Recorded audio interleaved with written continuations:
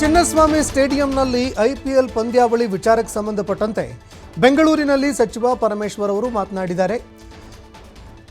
Good ಮತ್ತು bad news ಅಂತ ಏನಿಲ್ಲ. ನ್ಯಾಯಮೂರ್ತಿ ಕುನ್ನಹಾ ಅವರ ಕಮಿಟಿ ವರದಿ ಕೊಟ್ಟಿತ್ತು ಈ ಬಗ್ಗೆ. ಅದರ ಶಿಫಾರಸು ಅನುಷ್ಠಾನ ಆಗಿದೆಯಾ? ನಾವೇನು ಶಿಫಾರಸು ಮಾಡಿದ್ವಿ ಅದು ಅನುಷ್ಠಾನ ಆಗಿದೆಯಾ ಅನ್ನೋ ಪ್ರಶ್ನೆ ಬರುತ್ತೆ. ಅದರ ಅಳವಡಿಕೆ ಹೇಗೆ ಆಗಿದೆ ಅನ್ನುವಂಥದ್ದನ್ನು ನೋಡ್ತೀವಿ. ನಾವು ಅದಕ್ಕೆ ಒಂದು ಸಮಿತಿ ಕೂಡ ರಚನೆ ಮಾಡಿದ್ದೀವಿ. ನಾಳೆ ಎಲ್ಲದರ ಬಗ್ಗೆಯೂ ಚರ್ಚೆ ಮಾಡ್ತೀವಿ.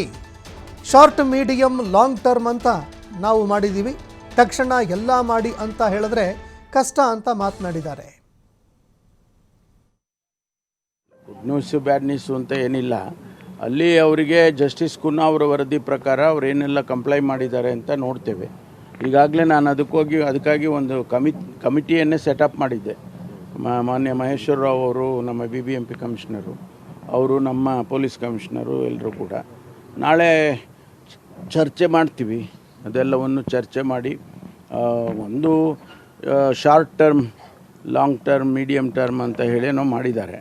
ಯಾಕೆಂದರೆ ನಾವು ಇಮಿಡಿಯೇಟಾಗಿ ನೀವೆಲ್ಲವನ್ನು ಮಾಡಿ ಅಂದರೆ ಮಾಡೋದಕ್ಕೂ ಅವ್ರಿಗೂ ಕಷ್ಟ ಆಗ್ಬೋದು. ಇಮಿಡಿಯೇಟಾಗಿ ಶಾರ್ಟ್ ಟರ್ಮ್ ಏನು ಕಂಪ್ಲೈ ಮಾಡಬೇಕಾಗಿದೆ ಅದನ್ನೆಲ್ಲ ಮಾಡೋದಕ್ಕೆ ಸೂಚನೆ ಕೊಟ್ಟಿದ್ದಾರೆ.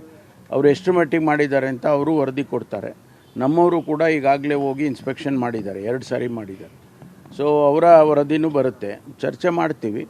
ಯಾವುದು ಸಮಾಧಾನ ಆದರೆ ಅಲೋ ಮಾಡ್ತೀವಿ, ಇಲ್ಲದೆ ಇದ್ದರೆ ಮಾಡೋದಿಲ್ಲ. ರೀಪೋಸ್ಟಿಂಗ್ ಆಗ್ತಿದೆಯಾ?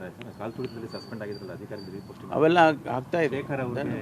ಅದೆಲ್ಲ ಆಗ್ತಾ ಇದೆ. ಈಗ ನಾರ್ಮಲ್ಲಿಗೆ ಬಂದಿದೆ ಎಲ್ಲ ಇವ್ರನ್ನ ರೀಇನ್ಸ್ಟೇಟ್ ಮಾಡಿ ಅವರಿಗೇನು ಪನಿಷ್ಮೆಂಟು ಮತ್ತೊಂದು ಕೊಡಬೇಕಾಗಿದೆ, ಎನ್ಕ್ವೈರಿಗಳು ಅದೆಲ್ಲ ಕನ್ಫರ್ಮ್ ಆಗುತ್ತೆ.